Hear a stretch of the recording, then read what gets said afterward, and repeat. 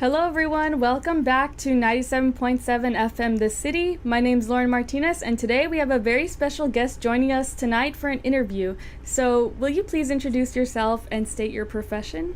Sure. So, my name is Joana Carvalhas. I'm a musician from Portugal, and I'm a violinist. I play violin, I compose, I'm a violin teacher as well. Mm-hmm. Yeah, that's it. That's interesting. So, what was your major in college?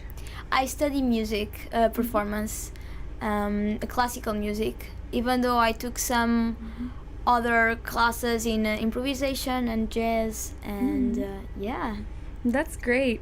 So, tell us a little bit about your career and how did you get started? So, yeah, I started learning the violin when I was 6 years old. Mm-hmm. My mom told me once, okay, you are going to music school. What do you want to learn? And to be honest, I wanted to learn the cello. Mm-hmm. But because I was like 6 years old, I said violin because I thought, and this is totally wrong, I know, the cello was a big violin.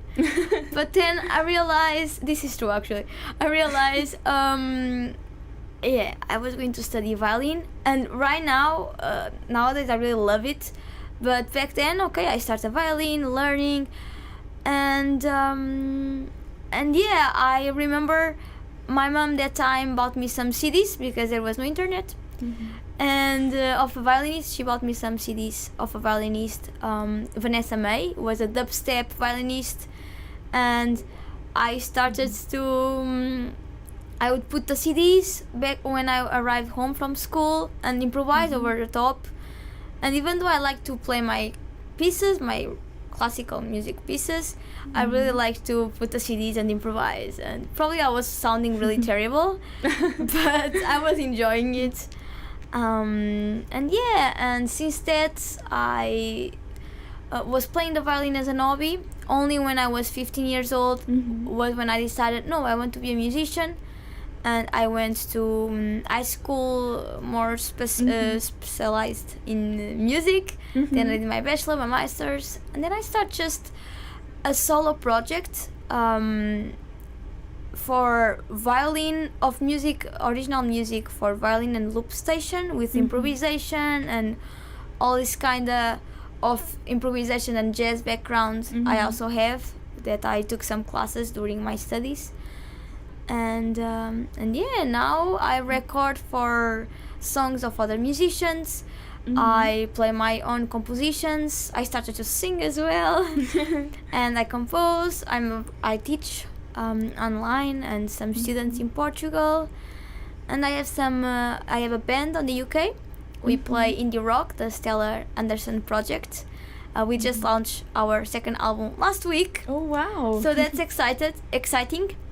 And then I also have a techno duo. I play quite different styles. Wow. Yeah. That's really interesting. So, what made you want to study in the field of music? To be honest, I'm not sure because I wanted to be a doctor and a painter when I was a kid. And even though I always loved to play violin, but I remember when I was 13th or 14th years old, something changed, and I started to think, no, I don't want. I mean, music is I feel it's also hard work, and you need to study and practice your whole life, as medicine as well. Yes. But I was like, no, I like medicine, but it doesn't really make me happy at the end of the day, and music was making me happy. I was meeting new people, having really nice experiences, going to summer courses in the summer, and just decided that it was what I really wanted to do. Wow, that's great. So, how do you use reading skills in this field? Right now I study classical music, as I said, and classical music is mostly reading scores. Right now, because I'm going more into improvisation and jazz and other styles and folk music even, I use scores to learn some songs, not Mhm. all. Some songs I try to learn by hear, listening them. Mhm. But I use scores to read and to improve, to also improvise in other songs and to help me a little. And also sometimes I think it's nice to just write some melodic lines that I'm improvising and I really like, so that I can reproduce them. I feel like, to answer your question more specifically, I use reading scores as a auxiliary of improving my improvisation or playing with other people, and rather than in classical music that you just read scores. Yes, that's That's it. interesting. So how do you use writing skills in the field? It's more or less as a reading thing skills. I write so that I can remember later my compositions or what I want to improve, or I want to start writing for other people to play with me my songs. So I think it will be really a good challenge for me as well to write music that can be played for other people, and that I can play with, and to be just, it's like when you read a poem, it's nice that the poem stays in the earth when you die. It sounds kind of too dramatic, but yeah, I would like to leave my pieces when I die, so that people can still play my music. Yes, that's an interesting point of view. So, can you describe how your personal musical background or cultural experiences influence your composition process and style? Sure. So yeah, it's a fact that some people that hear my songs, they say, "Oh, I hear some Portuguese traditional music or folk music, Scottish." And yeah, I studied in Scotland, so even though I didn't study Scottish tunes a lot, I mean, I was there. I was feeling the vibe there. I was listening a lot of music, a lot of bagpipes that I was listening. And I don't know. I just think unconsciously. Is it the word in English? Unconsciously. Exactly. Thank you. All the influences and the music I'm listening will just show up on my music, and it's like your personality is a result of all the things of your past, right? Yes. So it's more or less with music. I feel at least with me. Yes, that's interesting. So, what advice would you give to someone who is considering or starting out their major in music? I mean, just do it, and yeah, and be prepared, because you will need to do hard work. Not, I don't want to scare anyone, but it's a lot of hard work, but it's when you get the most joy ever, and it's totally worth it and even like when you are going to have a bad time and you want to give up, just remember why you started.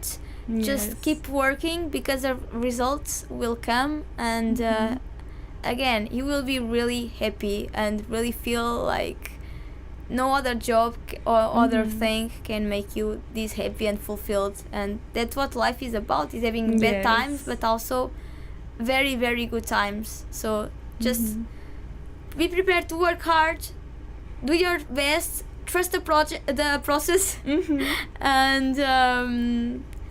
and it's worth it, believe it. Yes, that's awesome. So, what are your current projects that you're working on?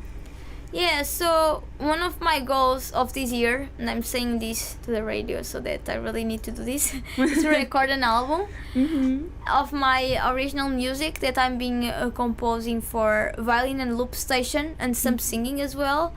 So I have this project that I'm being currently performing all over the world, on the UK, in Europe, in the US as well, and the feedback has been really nice. So yeah, I think the next step is just recording it and keep playing it around, and maybe inspire people.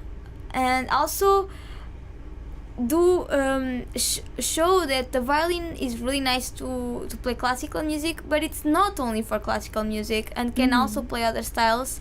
Yes. And can be used in other genres of music, express yourself, and be a guitar, a drum, a percussion instrument sometimes. That's how I use it sometimes on my songs. And start also singing more and composing more lyrics. That's my current project. Wow, that's great. Is there how can people reach you through social media? So I'm the Tiny Musician on Instagram. And if you are seeing me, you will understand why I'm that. I'm really the Tiny Musician. I also have a website. It's my name and surname.com. So joanacarvalhas.com. And then I'm Joana Carvalhas on YouTube and also Facebook. That's it. And on YouTube there is also some videos that other people will put, not in my name, but you can just Google Joana Carvalhas violin and I will appear as well. All right, thank you so much. Is there anything else you would like to add? I just want to say thank you so much for the invitation and for being here and treating me so well. And that I'm really glad that I'm here in McAllen doing this interview, and that I'm having the pleasure to play my music around, and hopefully I will keep doing. And also I want to just encourage more people to just play music, never give up of their dreams, and support arts, because we need the support of people. And go out to the concerts, to see museums, expositions, and that's it. Thank you so much. Yes, well, thank you so much for your time. That's all the time we have for today, folks. Thank you for giving your time to us. My pleasure. And we'll see you guys later.